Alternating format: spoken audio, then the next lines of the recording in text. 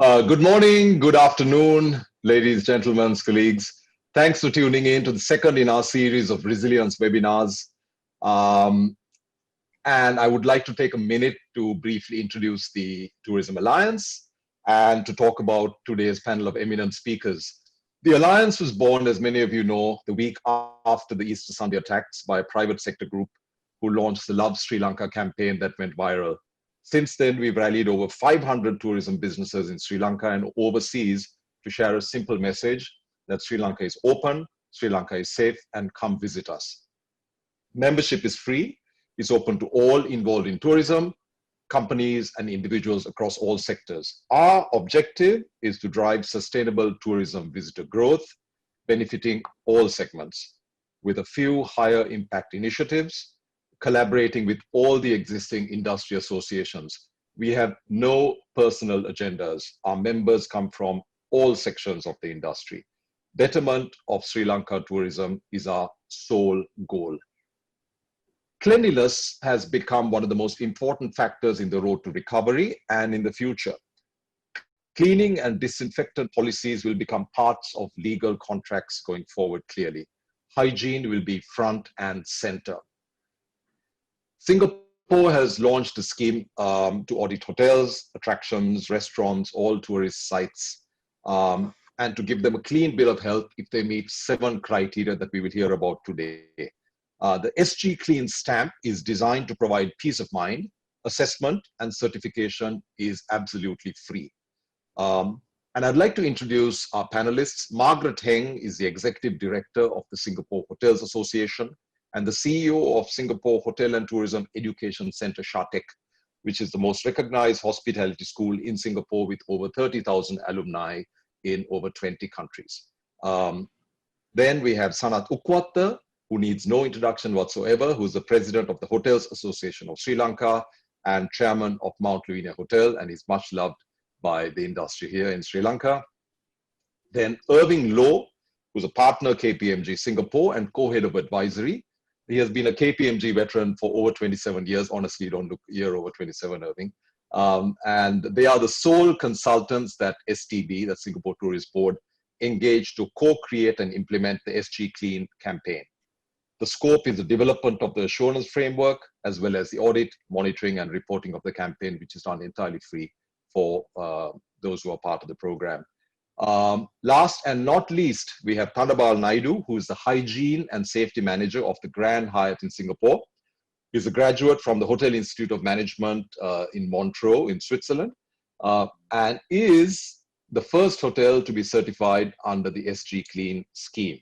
Now, Naidu was in the hot seat a few months ago because there was a series of cases linked to the hotel back in January. So it is only appropriate that they were the first to be certified. And I feel, just like all the other hotels in Singapore, this must be one of the safest places to go to. So Naidu will be in the hot seat today to talk about what they've done since they subscribed to the program. So, and Katherine Droga needs very little introduction.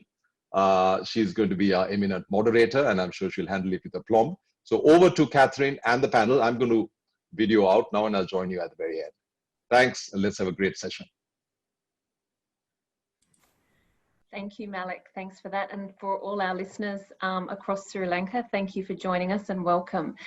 Today, we really hope that what we provide you is some practical insights into how you can start thinking about reopening your business, and most importantly, looking at some of our best practice case examples that we have from Singapore. Singapore is very different in terms of the country and the market to Sri Lanka, as we know, but there'll be some fantastic opportunities for learning over today, and we would encourage you to share your questions. If you are having any difficulty getting access on our Zoom, because we were oversubscribed, we are streaming live on Facebook, so please tell your colleagues to join us on our Sri Lanka Tourism Alliance Facebook site.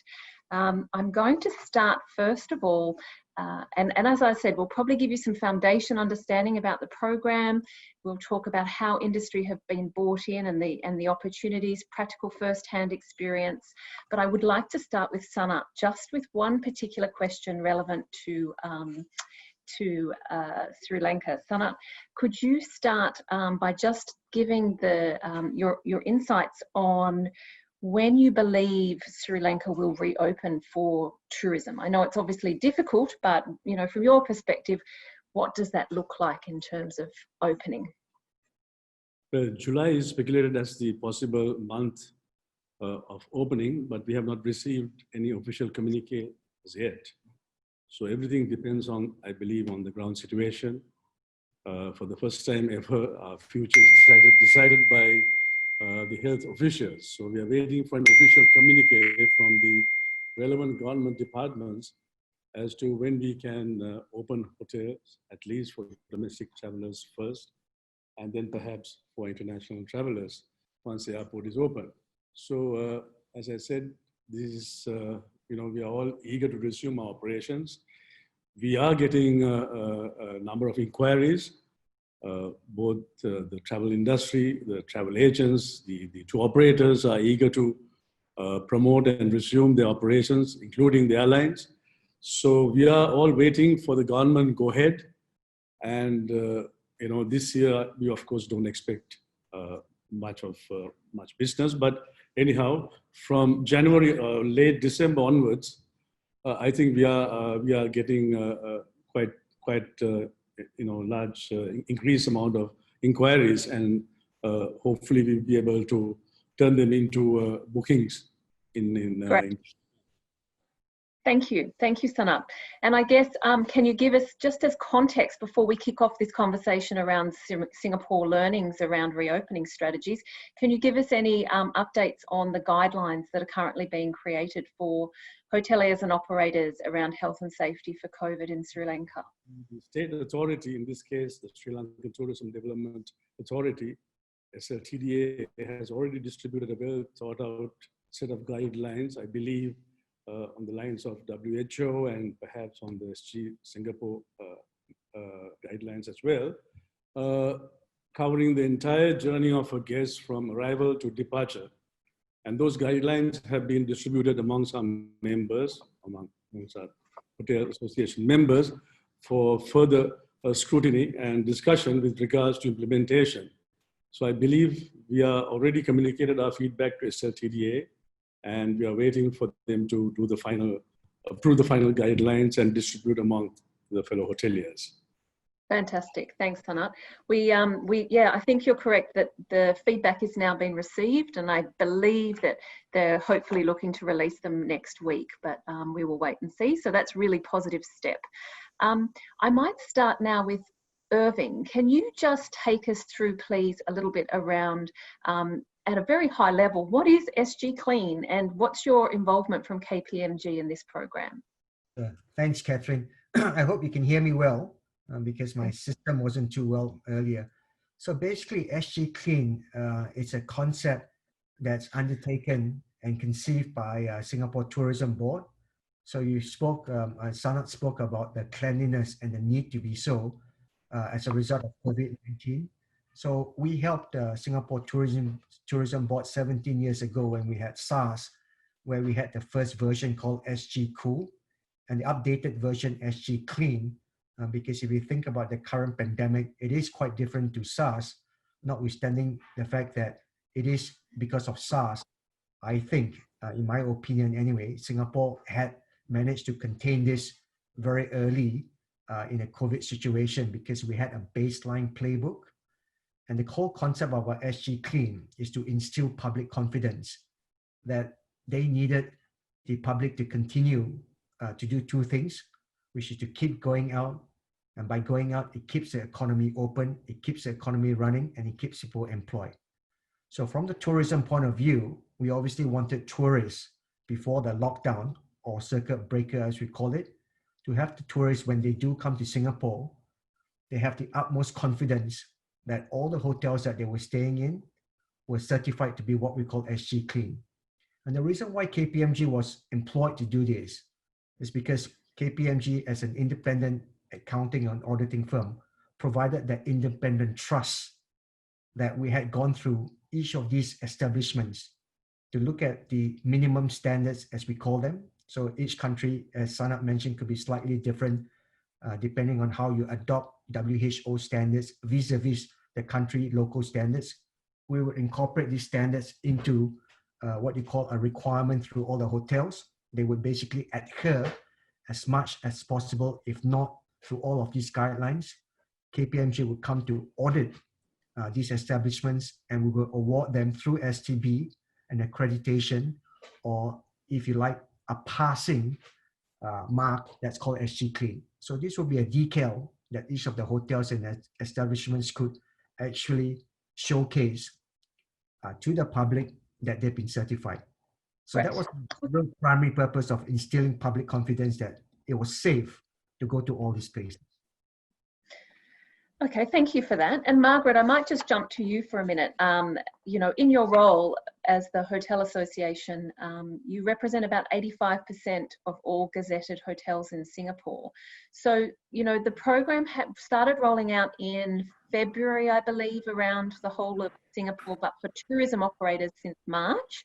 So you've had sort of 3 months of rollout. What's been the feedback of the members so far? All my members welcomed the SG Clean initiative, as it was seen as an excellent way to assure our employers and employees and guests that their hotel premises in Singapore have measures in place to combat COVID-19 in that sense. So I think it was very much welcome. They saw how it worked during SARS for the Singapore Cool, SG Cool, and this was really something that the industry welcomed with open arms. And how long does it take for someone to get accredited in it? Is it a quick, you know, is it weeks and weeks and weeks? Or? Not really. It on average about a week. So a few days they will spend, about the auditors will come in, they have to submit all the papers and so forth. So it's about a week, yeah. And I guess one of the interesting ones, because I'm speaking, I know, Margaret, you have to leave us a little bit early on the broadcast, so I'm going to throw a couple of more questions at you.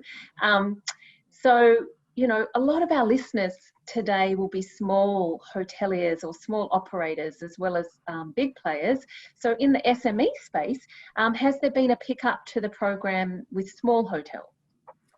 Yes, actually, those are certified so far. We have a good number of them are small hotels. In fact, I think whether it's big or small, all the hotels felt that this is really a good initiative, and they are all able to meet the requirements. And as Irving mentioned, it is minimum standards.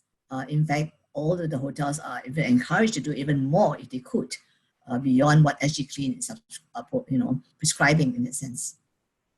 So it's a series of, so for our listeners, it's a series of checklists and criteria that a hotel or an operator, it can be an attraction as well, or a food.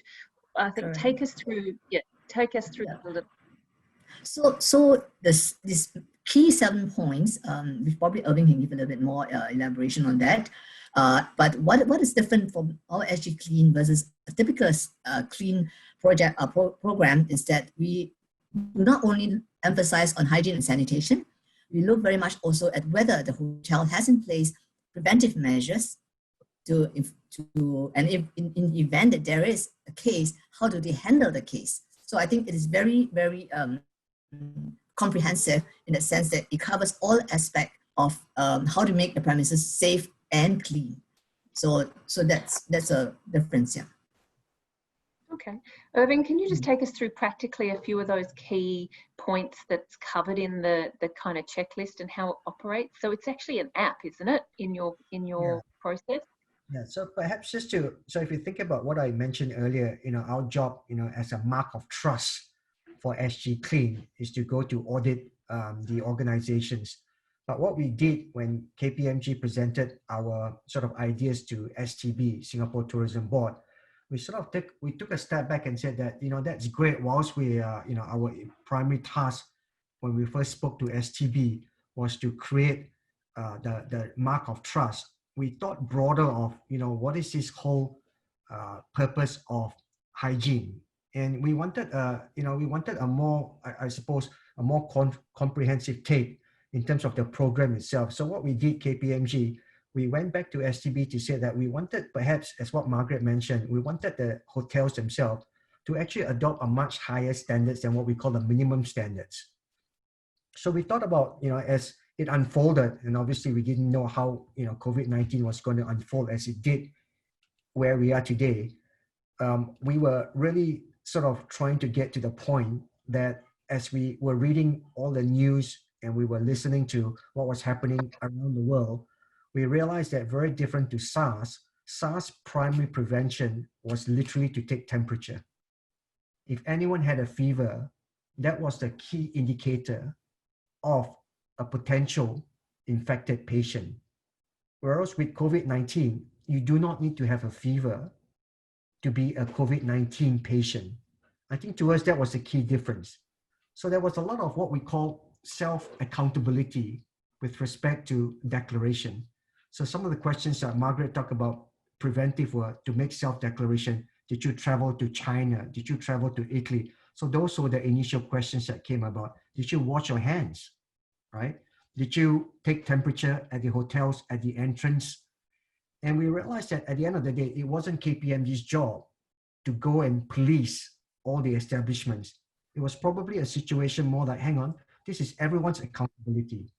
And we sort of figured out that at the end of the day, you know, KPMG, nor STB, nor the hotels, nor the establishments themselves will not stop COVID-19 spreading.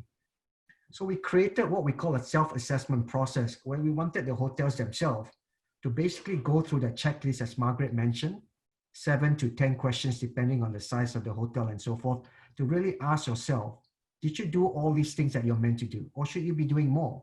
So obviously, I'm sure Naidu will share a bit later on that the bigger the hotel you are, the more outlets you have, the more that you would have to do compared to a smaller hotel, for example.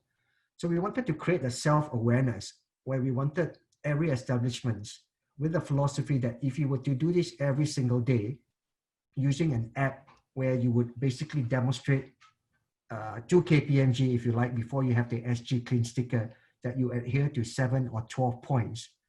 We were hoping that this will become a custom, will be adopted by yourself. And as you go home, you will practice the same hygiene standards. Wash your hands every time. Do not touch your face. If you were doing that at work 8 hours a day, we thought more likely than not, the personal accountability and the heightened self-awareness will be brought back to the household. So for us, which is why we created a program that wasn't just purely KPMG going down to the hotels to check them, but we wanted the hotels themselves to be aware that this is actually good for them. So I'll perhaps stop here, and I suppose we can get reflection from others. Yep. Great, thank you, that's great. So Margaret, based on your experience with the feedback from your members, and how many hotels have been SG Clean accredited so far, or operators? You're on mute. There you go, I've unmuted you. Okay, all right. We have to date about some 90 hotels already certified. We had to take a break because of the circuit breaker, so no audit. Oh, we've lost Margaret. We'll just hold that and we'll come back to her in a second. So how many, Irving, how many people have been accredited? Can that kind of put a stop. Sorry, we lost you there, Margaret. Can you just repeat that again? Can you hear me? Can you hear me? Yep, repeat now. Okay, about 90 hotels have been accredited to date, but we took a break for about some 6 weeks or so, or a month to 2 months because of the circuit breaker in Singapore. So the accreditation will resume again after 1st June. Okay, great, thank you.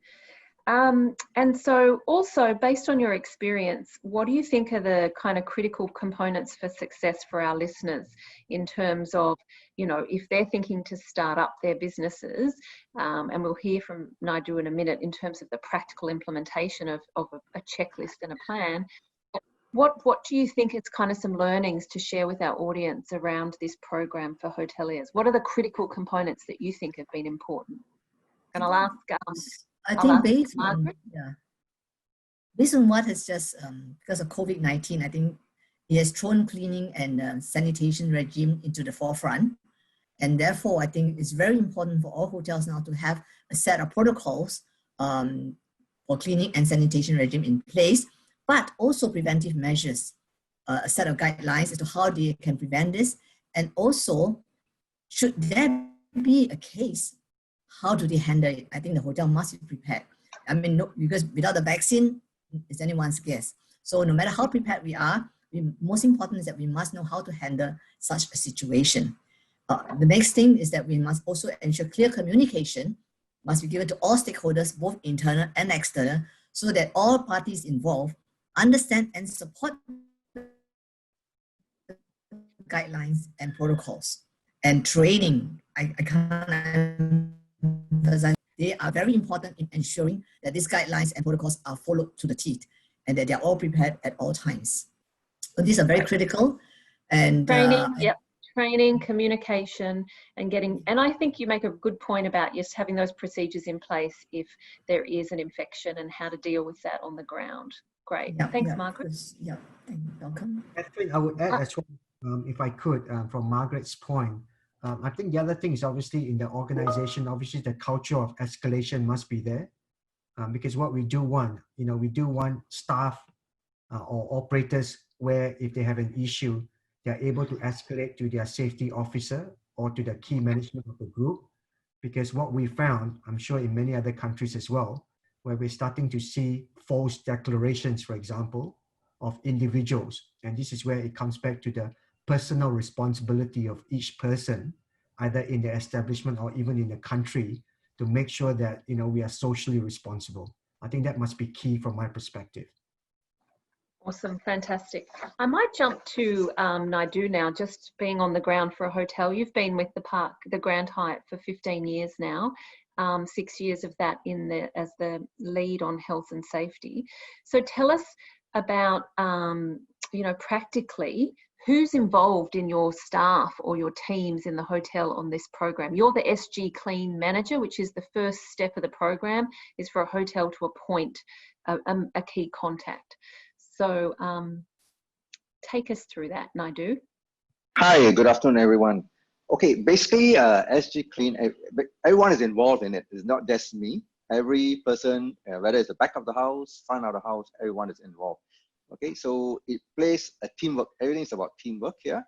And basically, what you need to do is, what as Margaret and Arvind is more on your hygiene standard and sanitation standard. This is what we are zooming at. And it's very important to ensure this happens. Okay, you cannot just sit back and wait for something to happen. You have to make sure you are proactive in doing whatever you're doing. I think basically, if you want me to start, basically what we have mentioned, temperature check. You have to start out with a temperature as you enter the hotel. That's the point one. And after that, you need to do a travel declaration if you have traveled to any country. And also it helps, there's sanitizer there at the front of the lobby when you enter. So that's the first process as you go.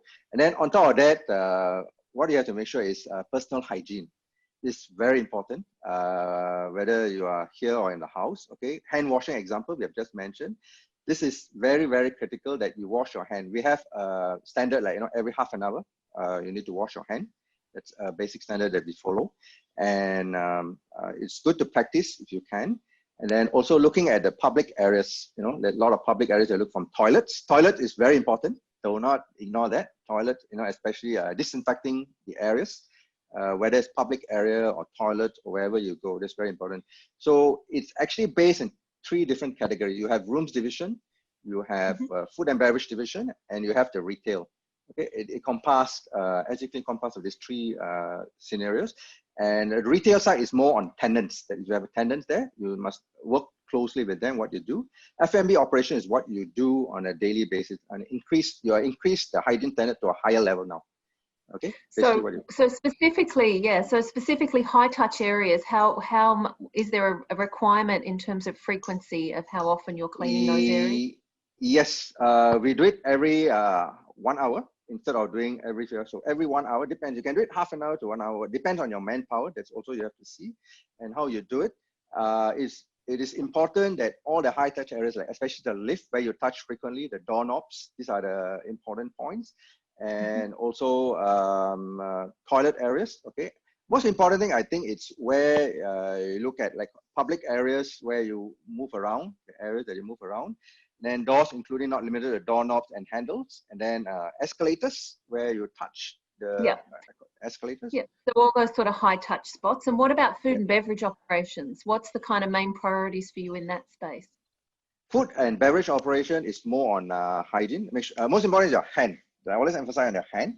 Make sure your hand is clean, and also ensure that you wear gloves where you are supposed to use gloves at certain areas, like ready to eat food and all this. But it's important, before you do anything, sanitize your hand before you start any operation. And did you say you do regular swab tests? What did you mean by that? Yes, swab test, basically you want to check the CFU counts, coliforming unit, like the bacteria count and all this. Basically what we do, hygiene check, is to make sure that they don't, we have a certain standard that we follow. You have to check your regulation, what is that? So we follow that standard, that we make sure you don't exceed that limit. So if you exit that limit, then you have issues with your bacteria or pathogen counts. So that's what we do. Wow. On a daily basis. That's extra step that we do to give confidence to the public. At your hotel. Yep. Okay.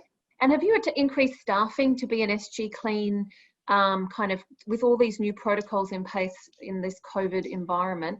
Is there more staffing requirements, or how have you addressed that so that our listeners can think about what to prepare for in that space? Okay, for staffing wise, because of the current COVID situation, what we have done, we have break it into different teams. They're like team A, team B, team C. So in case there's anything happen, the B team can take over the same duties of the other person. So everyone has to work together. And also some of the department we cross-train. That means depends where you are. If you're from housekeeping, you can be trained in F&B or vice versa, or front office. So it's providing an opportunity to cross-train staff. Cross-train, and also you learn a new skill in the event. Good.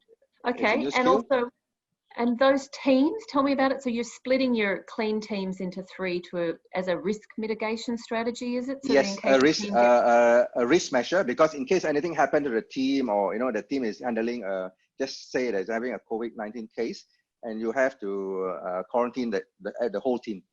So that's why you have another team. So when that happens, team B takes over. So that is strategic planning. And what about staffing? So are you doing temperature checks on staff, or how do you manage that side of the business to make sure that your staff are clean and healthy for work? Okay, for staffing, what we do, we also, as I say, we do cross-training. So all the people who we need, we also deploy to every section. So everyone is trained, like taking temperature. That means we have a roster done. So each department contribute staff for temperature check. So whether it's housekeeping or front office, we have a scheduled roster, and whether it's the back of the house or front of the house. Because from employee entrance to guest entrance, we have temperature checking. And the entrance, try to minimize the entrance. Maybe you have 2 or 3 entrance, just try to minimize maybe 1 or 2 exits. So it's easy for control purpose. Okay, great. Okay, so you're temperature checking your staff, you're temperature checking your suppliers, and you're also temperature checking. Correct. Vendors is very important too. Suppliers. Yes. Okay. Katherine, okay. Katherine, can I add in something here? Please. I just want to share that generally, because of the COVID situation, manning is not so much an issue right now for hotels in Singapore, because we have a case of how do we manage excess manpower. So to your question about staffing, generally the hotels have no problem with staffing at this point in time. But you're right, if business picked up, there's something that hotels have to be mindful about, and that is where we are encouraging a lot of technology to be embraced. So, for example, temperature screening, you may not need a physical person to be there. You could actually have a setup, just temperature scanner that can help to do just that. Where cleaning is concerned, the bigger areas, you can actually also have robots to do the cleaning. So these are things that we are also working concurrently with the industry to actually ensure that technology is used a lot more, because I think with COVID, everybody's a bit worried about touching, so how do we actually give that a sense of assurance to our customers? So I just want to share this a little bit more. No, that's fantastic. And then in the area, so you go. Yeah, and in the area of F&B, I think buffet will probably for the time being be gone.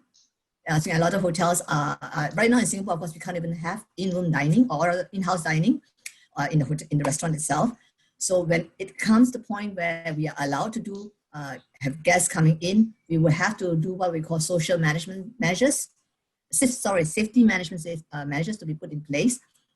That means that we must ensure that the guests are not seated too closely to each other. We must also ensure that if there's going to be buffet, it has to be certain measures must be done to ensure that the there is no chance of contamination taking place. So a lot of things I would see the F&B scene changing quite a fair bit for hotels. I mean, not just hotels, F&B, but F&B in general after COVID-19. Yeah. And I think this program isn't just for hotels. So it's open for the first people, Irving, that were implementing this program were food, restaurants, etc., and operations, correct? And then it's attractions as well. So this is all around how do we all think about these environments. Irving?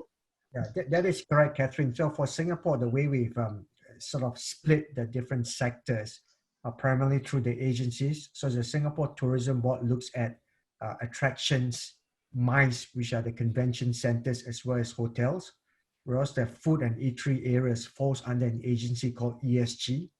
But obviously the agencies, we have what we call in Singapore a whole of government initiative to tackle the different sectors of the public community. So we applied the same minimum standards as what Margaret said, obviously in a hotel or even a MICE.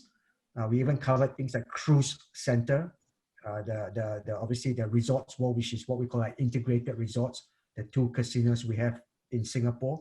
So you can sort of imagine the scale and the complexity of the operations would differ.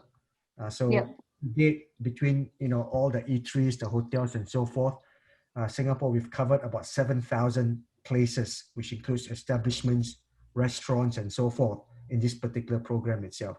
So it is quite extensive. And as Margaret, and I think, one of the things that we're also going to do is try and send something out to all the Sri Lanka Tourism Alliance members that are listening around some of the checklist guidelines post the call, so people can understand a little bit of the detail of what that's there for their business. I'd like to just jump to Sanath now, please. And just from what you're hearing, Sanath, specifically, how important do you think it is for the industry to start preparing and getting ready to implement some new health and safety protocols in Sri Lanka? Just checking. Hold on, have I got you unmute? Hear me? Yes. First of all, I must tell you that you caught me off guard at the beginning. I would like to thank you for inviting the Hotels Association of Sri Lanka for this webinar. This is a second in series of webinars that the Tourism Alliance have organized. And I must congratulate you and thank you for having this very informative and very educative kind of webinars. As you know, our industry is at a complete standstill right now, and our members have all the time to watch this type of webinars and educate themselves of latest trends. So thank you once again. Coming back to your question, well, the health and safety regulations we implement in hotels, I believe that will decide the future of our business. It is that important. Every customer out there will want to see what measures have been put in place and how serious the hoteliers take safety, and they will be looking for assurance that they are safe as they can be when they patronize our hotels. So I believe it is very, very important, and I think every hotelier should take note of this. The threats of the COVID-19 virus has hit our industry. And I think it's not only just each hotelier on its own, the whole industry collectively together should take measures to reassure customers, both local and international, that their hotels are safe places to visit. And hotels are taking serious action to ensure the health and safety of our team members and guests. So it's not only using sanitizers to clean hands or wearing masks or maintaining social distancing, but we need to mobilize our team members to follow protocols through enhanced training, I believe, and establishing a task force. I think Irving and Naidu both mentioned this, establishing a task force in each hotel, like a COVID task force, to help cover all points of guest contact, which includes, guest transfers to the hotel from the airport, check-in, guest rooms, F&B experiences, housekeeping, laundry, elevators, swimming pools. I think we covered most of this in Naidu's presentation, and also Irving's, but even beaches. to maintain social distancing, the beaches, how you lay your, the beach lounges, and even the spas. And I think we all mentioned, I think Margaret too mentioned about the back of the house, the receiving of goods, stores, and even air conditioning systems. Just to name a few which comes to my mind right now. Yeah. So I think the entire gamut of issues related to guest safety and hygiene has to be addressed. If you have to stay in distance. Yeah, I think you're right, Sanath, in terms of this space around a holistic approach to your business. So mapping out the touch points of the guest experience from beginning to end. And as you have said, and as Naidu has said, incorporating communication within your teams to, from everybody that's involved in this. So it's a kind of single project team that's addressing it. One more question for you, Sanath. What do you think are some of the challenges of implementing new protocols like this, especially for smaller hotels or SMEs, etc.? So do you think there'll be some challenges? Yes, there are. The problem is mainly the cost. The implementation of these guidelines comes with an investment and increase in the workload, which means you need to hire additional hands. So 2, 3, and 4-star hotels can be reluctant to make additional investments at this moment of time, when especially in Sri Lanka, the industry is struggling to pay wages. Yes. So, however, I believe it's a responsibility of each hotelier to see that we take maximum precautions and steps to take care of our guests and of course our team members, which in the long run will bring in the business to our hotels. So we have to bite the bullet now to secure the future. Yeah, that's a very good point, Sanath. Thank you for that. So Irving and Margaret, tell us what you think about how have you seen that in terms of people having to manage increased costs around this for businesses that are obviously all struggling in tourism at the moment with no guests or minimal guests. How is the program? How do you deal with those sorts of queries from hoteliers, etc.? Either of you, which will go first? Maybe I'll start first. And there was a question that I just typed in the answer, and that's the exact same question. I think Sanath, which has just mentioned as well, and the question that came through the chat Q&A is like, how do we afford a program that could potentially involve a greater amount of work in terms of hygiene standards? And so my response to that, Katherine, would be the fact that I think the government needs to step in because companies, the smaller ones, are already struggling, as Sanath mentioned. And if you look at around the world, the body that's stepping in are actually the governments. So this is what I call unprecedented times. It is the government's job, unfortunately, to look after its citizens. Government around the world are putting in billions and billions of dollars to do two things. Number one is to keep the people employed, because without employment, you can't get the economy running. Without employment, you can't open businesses. Without employment, you can't spend. And as we all know, the economy depends on expenditure. So how has it been tackled for the hotels? So specifically, I understand that government need for intervention, and I think that's global. So I think that's an issue. But at the coalface, tell me, Margaret, what's happening with hotels and how they're doing this? Relating to SG Clean itself, we are quite fortunate. The government is paying KPMG, but the hotels do not need to pay the fees for the accreditation, at least for the first year. So what about, talking to Irving, subsequent years, if it has to be audited, it has to be at very good price, all right, Irving? So what about the hotel cost? What about the specific hotel cost for implementing? Has it increased costs for businesses? Well, the cost has not increased, but rather is managing the manpower cost. I think for hotels really is managing manpower costs because with no business coming in, where are you going to get the cash to pay the employees? So, but fortunately in Singapore, what we have is that the government, again, it's like what Irving said, the government stepped in because we have what we call stay home notice. So there are a lot of the Singaporeans coming back and internet tourists coming in, for those that are allowed to come to Singapore, they have to serve 14 days stay home notice. And all this have to be done in a hotel. So the government actually buy out the 100% of the hotel. So that we have 80 odd, quite a number of hotels involved in this stay-home notice. We also have quite a number of hotels that are dedicated to quarantine facilities. We also do what I call isolation swap facilities. So all this are being used, hotels are being used. Of course, the rates may not be what's desirable for us at this point in time, but again, it helped in terms of cash flow. So yes, the government is helping in a good way so that we can try to manage the COVID situation together. Oh, thank you. Naidu, can I just quickly jump to you? On the ground in terms of implementing this program, what do you think is the hardest piece or the most challenging bit? It's always good not to gloss over this because our audience wants to know, you know, all over Sri Lanka as they start to implement health and safety procedures and all of that. What is the challenges that you've faced? I mean, what are the biggest challenges for us that you can explain? I think basically people are afraid. Change. I think basically change. You need to learn, unlearn, and relearn. That is the scenario. So basically, most important is the attitude. I would summarize it as an attitude. Whether you want to change, whether you want to learn, and learn. I mean, learn is good. Learning is always good. And then try to work as a team. Because some you have junior and senior staff, so they might be feel threatened.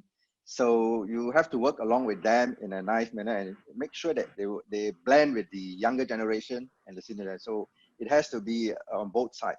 This is how it's really, it's kind of that mindset piece of, you know, this is hard enough to all get around. So the training piece is probably what training is important. Training is most important. Yeah, I would say training is the most important thing. You have to keep on have some training programs in place, like, you know, like personal hygiene training, and then some of other training that's involved, and then some leadership training that will help them to boost their confidence. Great, thank you, excellent. Sanath, kind of jumping it around here a bit. So if you are, obviously we've got a lot of operators listening in the sector, more than hoteliers as well, but if you're speaking to those operators, what specifically would you suggest as the key priorities to reopen? Like if they're going to start doing now, obviously the guidelines are coming, but what do you think is really for them to be thinking of at the moment? Well, I think this COVID-19 is here to stay for a while. And we got to live with this virus. And we got to learn to live with this virus. And the only way we can move on is by, you know, taking this necessary precautions. And that's where we should start our communication with our team members especially, and perhaps with our customers as well. Basically, the health and safety is not a new subject as far as the hotels are concerned. You know, all our member hotels, I'm sure worldwide as well, have been following HACCP. You know, HACCP is a hazard analysis of critical control points, and ISO 2200, 2005, and now I think 2018 is in the making. So so we have been following these standards for a long, long time. So there are many, you know, these are mainly related to food handling and hygiene, of course. But the good hygiene practices are a must in hotels, and hotels have been following these guidelines. And additionally, hotels are subject to independent audits in Sri Lanka with our Sri Lankan standards of Bureau, and also by international auditors who visit our hotels at least once a year to ensure that we adhere to all health and safety guidelines laid out by EU and other countries. So we are quite, you know, accustomed to this. For example, the Legionella control systems in hotels has been in existence for quite a while. Legionella is also a kind of a pneumonia and a lung infection which can be transmitted by water or through air conditioning system. And the hotel staff are trained to take preventive measures to, you know, by regular cleaning of plumbing systems and so on and so forth. So although COVID-19 virus is transmitted between people, I just mentioned Legionella disease to highlight some of the preventive measures which are already in operation in hotels in Sri Lanka. You know, we have had no cases up to now. So that's an excellent record. So hotels also take, as Irving mentioned earlier, also take microbiological examinations of hand swabs, chopping boards. We do take water checks, you know, and food tests, and also carry out medical tests for all the food handlers and other staff, you know, frequently.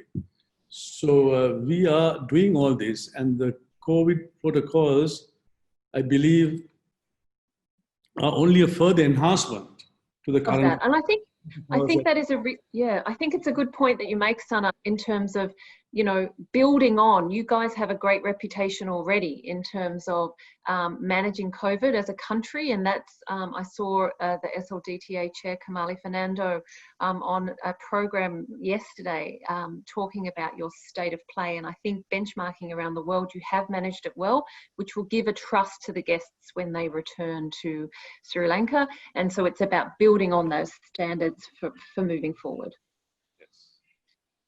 Okay, Irving, could I please ask you a question here around a bit of, before we open it up, we're going to open it up for questions in just 1 minute.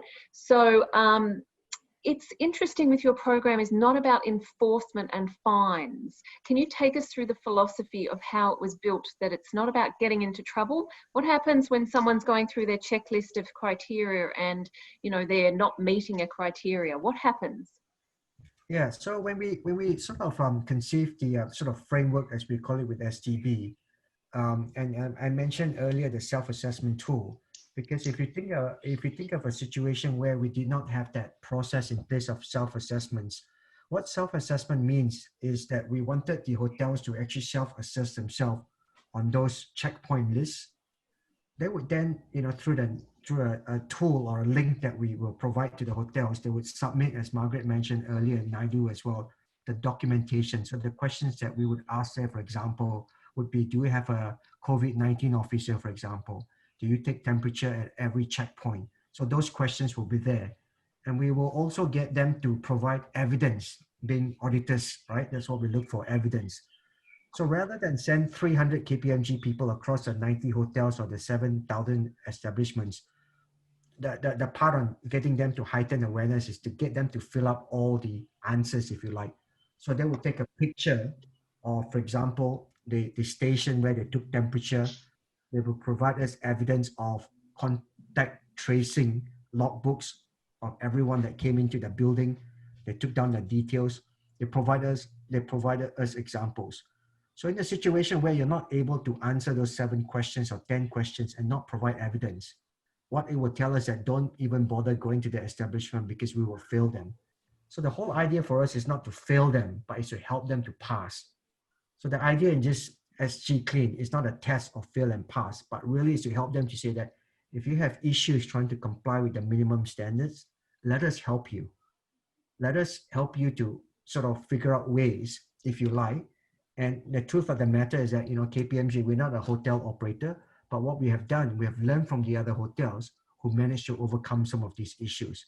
So collectively as a group, we've obviously learned from everyone else, take the good learnings and try to get everyone to pass. So the reality is that even before we go there, we were already going to pass the establishments, because that was the whole point. We wanted them to pass. Is that, yeah, hopefully cover. That's great. No, that's perfect. And I think that's Katherine, may I just add on to this? Because I wanted to say this, that one of the reasons why SG Clean is embraced by both small and big hotels is because there were several rounds of consultation that was done between the stakeholders as well as SHA together with the public sector, STB in particular. So that kind of helped to actually ensure that whatever that's required for the hotels to meet, the standards are there, and it's not going to be so onerous. It's going to be very difficult for the hotels to meet. And that supports what Irving just said. The whole idea is not to penalize the hotels. The idea is really to ensure that we help them to achieve the certification so that we can give that badge of assurance to our guests, to our employees. So that's the whole thing. That's great. And that's a really good point. And on this note, I would like to take my leave now. And I'm sorry I couldn't join the rest of all of you. No, you've stayed longer than we thought, so that's great. We're just nearly into questions time now, so thank you, Margaret. And we've had an amazing amount of great questions that I'm looking forward to sharing, actually. So one final. You can let the viewers know that if they need any specific answers to questions, you can give them my email address. They can write to me, and I see how best I can address them. Right. Thank you so much, Margaret. What we're going to do, thank you so much. What we're going to do with the questions is we're going to, for any questions that we can't answer, we'll put all of those up on the Sri Lanka Tourism Alliance website and social channels so that as questions are still answered post this session. We think it's really important because there's some really great ones coming through. But we will do some more now, but thanks, Margaret. Okay, thank you and all the best. Thank you so much. All the best to Sri Lanka Tourism as well. Thank you. Thank you. So one final question before we open it up to the audience questions was technology. So technology is a really interesting one. I've seen that there are robots hopping around Singapore in terms of open spaces, telling people to move on if they've got, if they've come too close, or to remind people of social distancing. There's also QR code scanning. I think that's a really interesting part of the technology. Could you just briefly touch on QR code scanning, Irvin, before we go into questions? Thank you, Catherine. Yeah, so I suppose a question did come up from Q&A as well. SG Clean, as you know, as you would probably have heard and understood, that it is very specific to an establishment. So the question comes out to that, how do we, and COVID-19 is the recent news you heard from Korea, all it took was one person that went through 5 nightclubs, and the next thing they knew, they had massive infection and they couldn't trace who was in the building or in those premises. So what KPMG did was, you think about the problem statement, and we started to develop a solution that addressed that specific problem statement. So we took the view that most people in most countries would have a smartphone. With a smartphone, if you think a situation, if you have a tourist landing in Sri Lanka, for example, you think of the footprint of the tourist upon landing in the airport.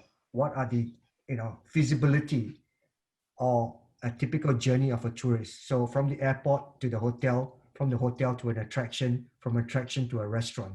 So every part of that travel footprint, you essentially need to map it. So what the QR code does, which is a very cost-effective tool, you take, for example, a QR code. As you enter a hotel, you would scan the QR code. That QR code would be like a personal wallet. So what the QR code would basically consist of are basic information like your name, your telephone number, as well as your contact details. So as you enter a hotel and everyone does the same thing, we would have a register of all the persons in the hotel. And when you leave the hotel, you will scan the QR code to check out, so to speak, upon your departure.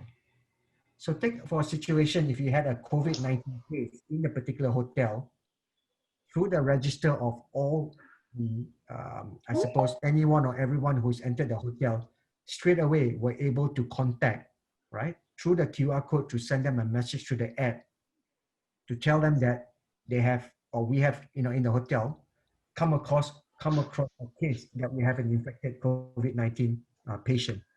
And we were thinking of different variations, because we were thinking of also using the UK system, which is to batch each of the, I suppose, citizens or the tourists. So you have a green, which means that you're okay. So in the example that I've just articulated, where there's a COVID-19 case, your badge may tend to be yellow. So what it may tell you, please go check. If you're okay, that badge will turn back into green. And if you are in a position where you were standing next to a COVID-19 patient, the red or the amber may force you to go into a hospital to check.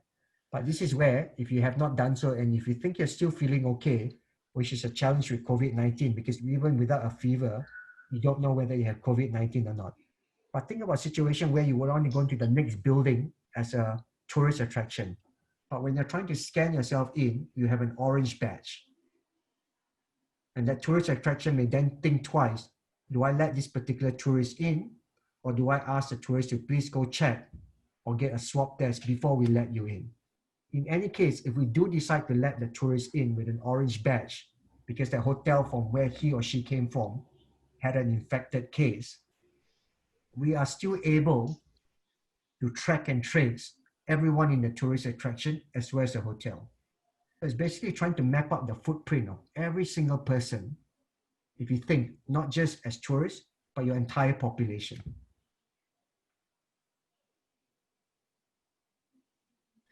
I've muted myself. That makes good sense. Thank you, Irving. I think what we will do now is, if Malik can come back onto the screen as well, if he can unmute his video and screen and join us. We're going to open up to some questions. Hi, Malik. We've got one great question that's come in, which I think is really important for Sri Lanka.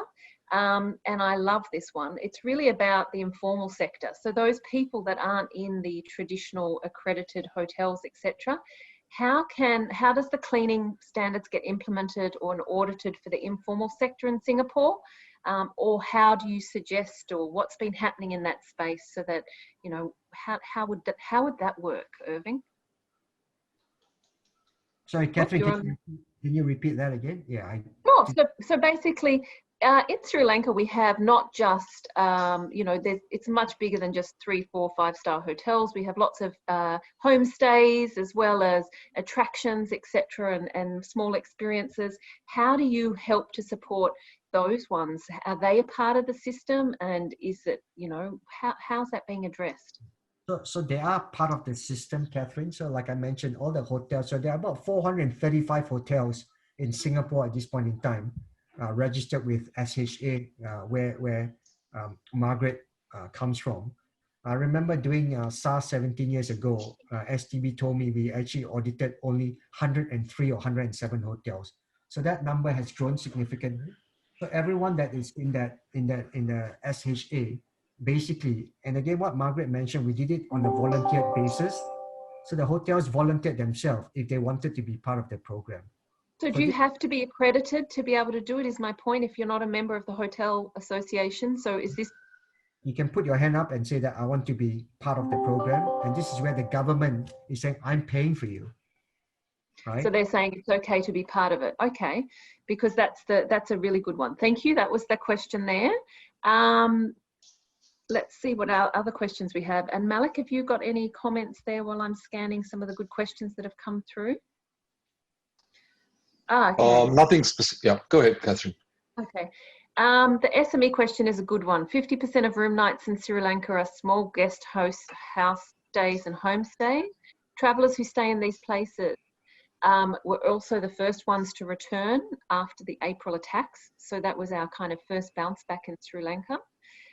So can the training be condensed to do something that is, you know, a half day or a short day to train certified trainers, etc., for those sorts of operators as well? Irving, what do you think about that, or Sanath? Yes, Sanath. You're on mute, Sanath.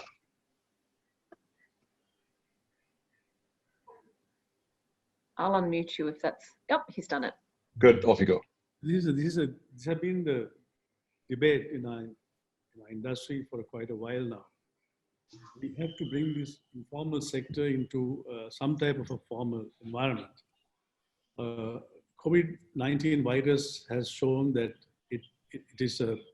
we have to do it now, because, you know, there are so many informal sector players in Sri Lanka, which does not bring a dollar revenue into our economy, into our national economy.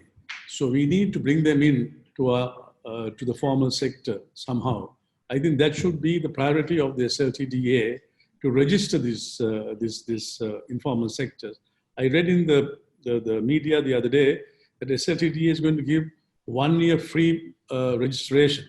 You know, they're going to take the registration fee off for 1 year for this informal sector to register with them, whereby they can, you know, control this informal sector accommodation units, where the guests will feel safe, and they will also be able to, you know, meet the requirements of the industry and of the country. So I think that should be the first step. And then you will see a huge improvement in the safety and hygiene standards of these informal accommodation units. Also, if I can make a point, Katherine, I think, okay, I understand the Sri Lanka Tourism is about to release the health and safety guidelines sometime next week after consulting with all stakeholders. Now, and the certifying or auditing process, I mean, I don't think you're going to have an auditor physically going from property to property, but a lot of it will be hopefully digital and online. So in response to that very valid question about SMEs, smaller properties and so on, which don't have that complete bench strength, a lot of the tools hopefully will be digital, will be online, as opposed to paying for the cost of physical audit. So I think that idea is to reach out to the entire tourism universe. The bigger hotels may need physical auditing. The smaller players can, follow a set of rules that are sent out digitally. Great, thank you for that. And I think that point you also made around, Irving earlier, that checklists can be done for those people that don't have the technology or are not part of the program. There are simple checklists and tools that can be given out to the whole industry, and it's around how you train and educate is obviously tailored to individuals in terms of local and regional areas to gain the greatest buy-in. Absolutely, yeah. So in a tool that we developed that was a self-assessment. So in each of the questions, we had a video incorporated in there as well. So the video was meant to obviously help, the participants or the public. So in terms of certain minimum requirements, if they're not sure exactly what to do, the video would show them simple. Great. Right. So and if you think about that model can go into literally any country where you would bespoke a video that fits the culture, the community, as well as the complexity, that one would take that, oh, okay, this is minimum standards, this is what you would do, temperature taking, this is what you would do when we have a case, this is how we do prevention. So I think, as we all know, illustration is a lot easier than words on paper. So that is exactly. also. And I think you make a really good point around tailorization, because I think there's never a one size fits all. And I think it's around how best to train and communicate and educate people with the standards. And I think that has to be modified based on the audience in the tourism industry, as it is anywhere around the world.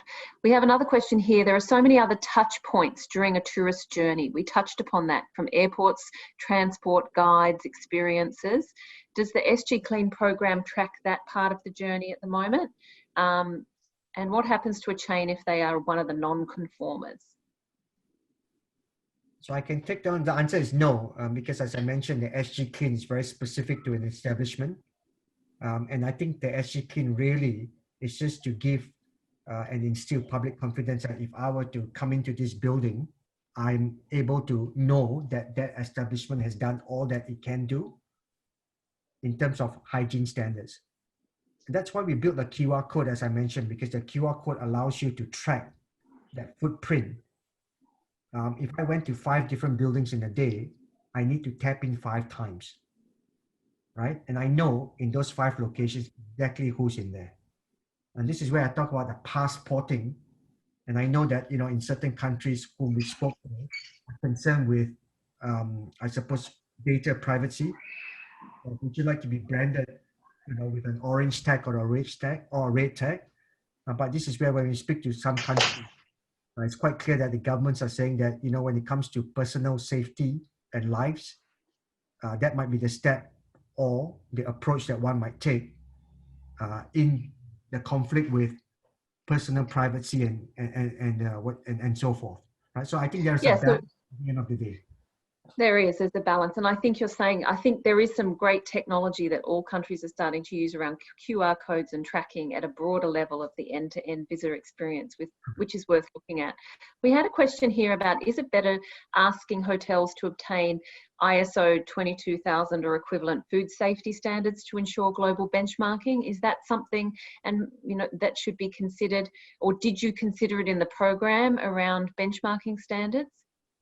The reality, Catherine, I think no one has got standards for COVID-19 until today.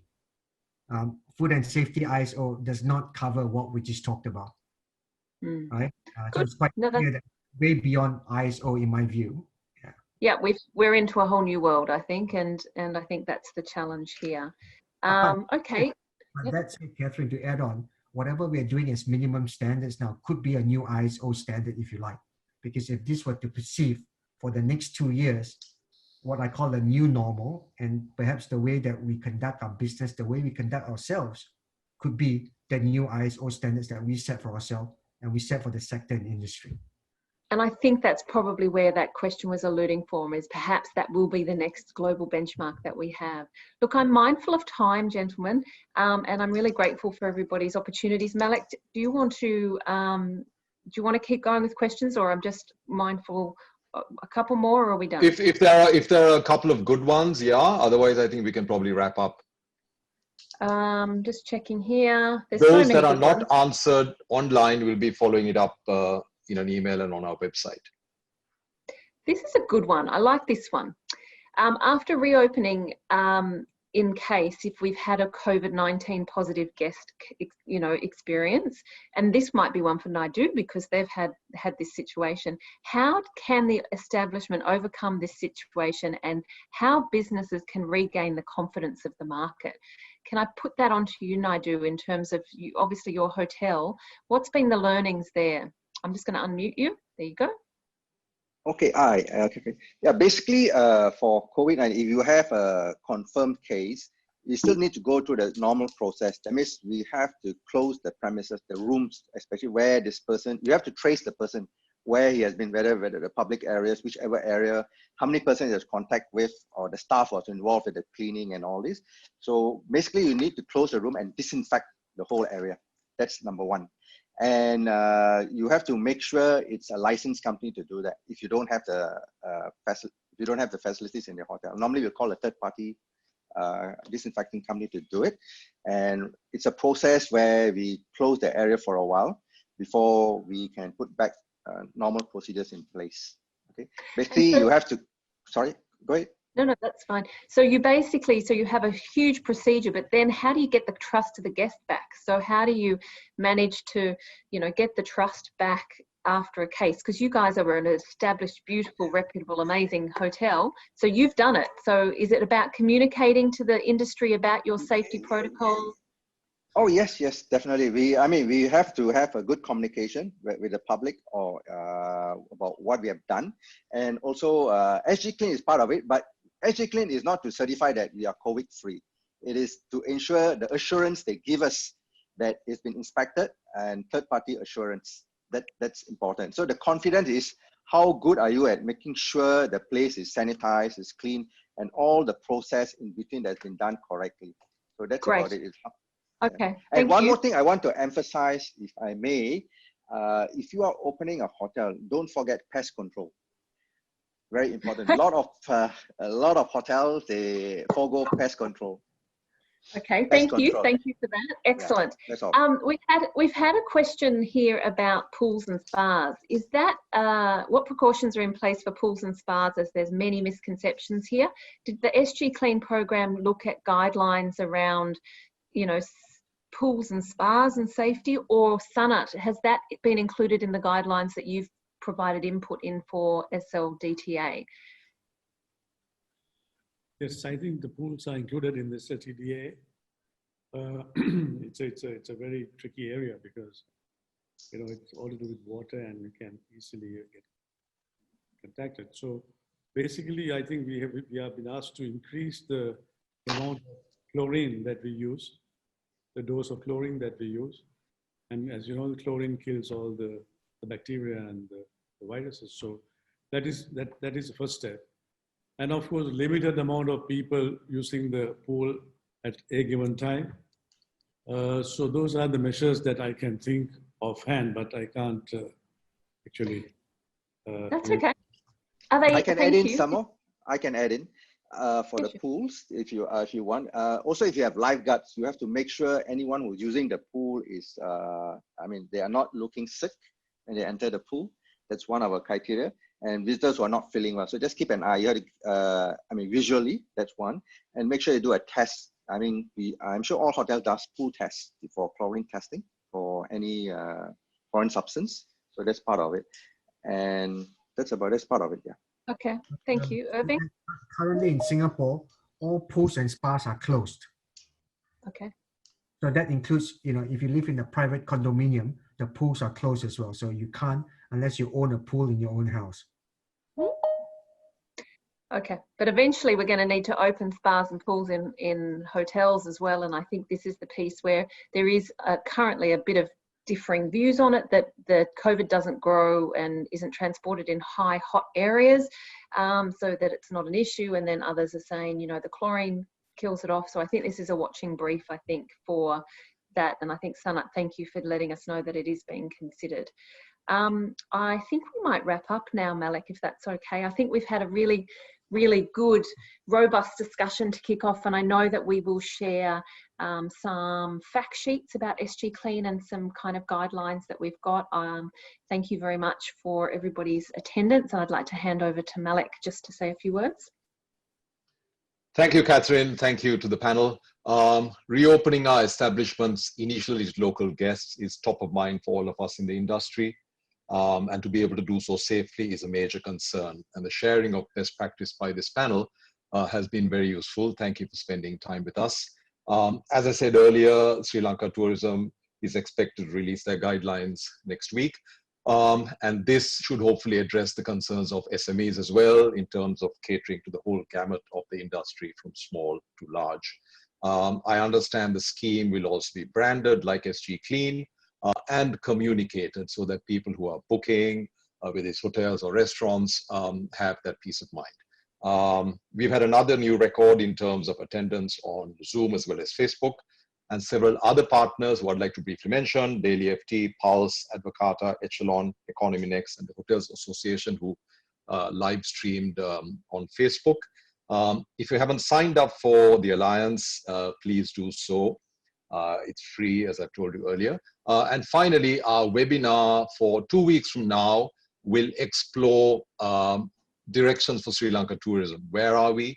What should we be doing during this, this period of introspection, and what the direction should be going forward. So look forward to seeing you there. And thank you to all of you for your attendance this morning, and especially to the panel, and to Katherine, to you, of course. Have a great weekend, everybody. Thanks, everybody. Thank you. Okay, bye.